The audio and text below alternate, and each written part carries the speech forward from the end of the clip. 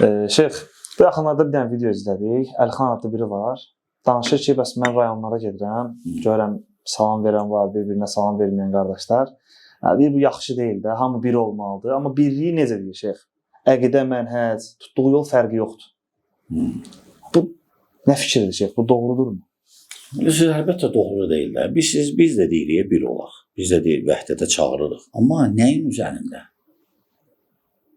Güclü bir məsələnin üzərində olmalıdır. Güclü. Hər kəs çağırır, amma o gücdə deyil o. Cəm eləyə bilər, yox. Səmimilik olmayacaq. Ola bilər zahirən cəm olsunlar, amma səmimilik yoxdur. Daxilən cəm deyirlər. Əsas daxilən cəm olmaq lazımdır. Yəni, düzgün məslərə, düzgün mənbənin üzərində bir olmaq lazımdır. Yoxsa mən zahirən danışım, birlik. Düzgün mənbəyin üzərində, düzgün məsələlərin üzərində bir olmaq lazımdır. Haqq üzərində bir olmaq lazımdır. Düzdür, qardaşlar göndərilən onun çıxışın. O bilirsiniz, o belə çox qaranlıq danışır, hər adam onu tuta bilmir. Sırava adamlar sadəcə özünü elə təqdim edir ki, bu birliyə çağırır və s. Bu bir tərəfdən birliyə çağırır, sonra orada bir söz işlədi, deyir, düzdür, bu şirk eləyənlərə aid deyil. Məyər o birisi məzhəbləri də əgər birliyə çağırırsa, hansı məzhəb şirk eləmir? Bu, yəni, hamısını razılaşdırmaq istəyir. İndi bir dənə qalıb ateistlər, mən onları necə razılaşdıracaq? Yəni, təkfirçilərə də razılaşmaq istəyir. Bu tərəfdən deyir ki, birlik hamı, bütün məzhəblər hamı bir olsun.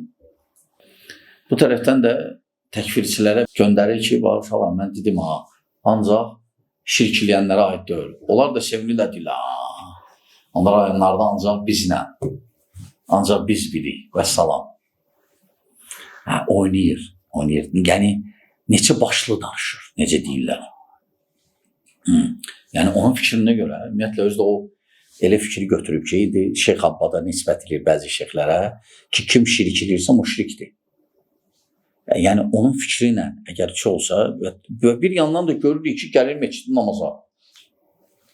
Əslində, əhli fikirli insan meçidlərə gəlməməlidir. Çünki onların fikrinə görə o imamlar hamısı kafirdir. Elə deyil. Hamısında şirk var və küfür də var və s. Yəni, adam oynayır. Yəni, hamısını istəyir, razı salsın. Hələ də olmur axı. Allah Subhanahu Quran-ı Kərimdə deyir, elə peyğəmbər olmadı ki, cinlərdən və insanlardan ona düşmən etməyək. Yəni, kişinin düşməni olar. Haqq deyən həmişə düşməni olacaq. Yəni, sən elə nüsus gerək sifət olasan ki, sən hamısını cəm eləyək. O, mümkün deyil əslən. İbn-i Cəvziyyə Bağdadda bir dənə məsələni həll eləmişdi. O demək ki, hər məsələni həll elə. Aydın qardaşlar. Ona görə bu sadəcə insanlara işləməkdir. Yəni ki, mən yaxşıyam və s. Bu qədər. Siz çox gözəl bir şey dediniz, kişinin düşməni olar. O adam deyir ki, sən əgər deyir, danışsan o məzhəbdən, bidətçidən, əlbəttə deyirsən, heç kim sevməyəcək. Yox, bilirsiniz necədir? Biz də deyirik, danış ginən və s. Lakin ehtiyac olanda diginən. Təhlükə görəndə diginən. Biz də onun tərəfindəyik, ölkəmizdə sabitlik olsun. Biz başa düşürük ki, ölkədə məzhəblər var, biz başa düşürük ki, ölkədə dinlər var. Biz sabitliyin pozulmağını istəmirik. O demək deyil, biz kimlənsə danışırıq, biz sabitliyi pozmaq istəyirik, yox. Biz kim sabitliyi pozmaq istəyir, onun əleyhinəyik. O fikrin əleyhinəyik. Lakin həddlər var, sərhədlər. O sərhədə sən aşılmasan. Sən bir yandan deyirsən, mən əhlüsünnəyəm, mən sələfiyəm. Bu tərəfdən elə danışsan ki, sələflər əhlüsün ələ demir. Sən bidətçiləri razılaşdırmaq üçün nə gəldi eləyirsən? Onlar olmaz elə.